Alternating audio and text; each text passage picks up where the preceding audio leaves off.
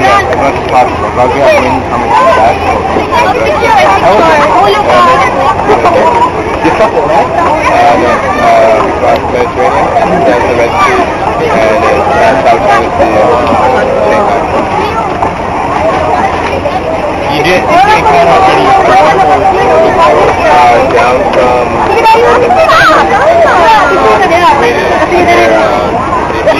Ano ka dito dito mga dito kasi ko na lang asa man dito na lang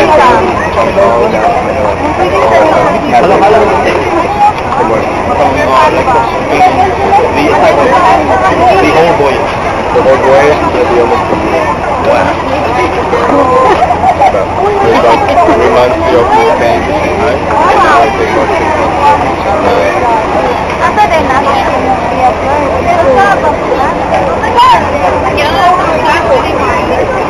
How many people are in the maximum is 40, and we're about 30.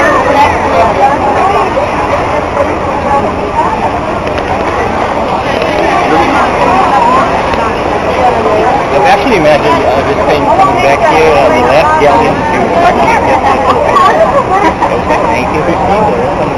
Yeah. And then came back here.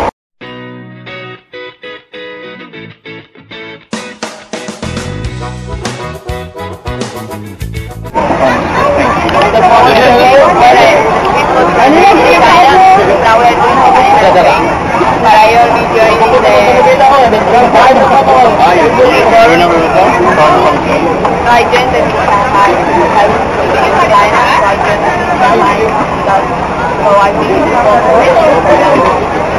You were on board the ship. I was already in Shanghai, the port of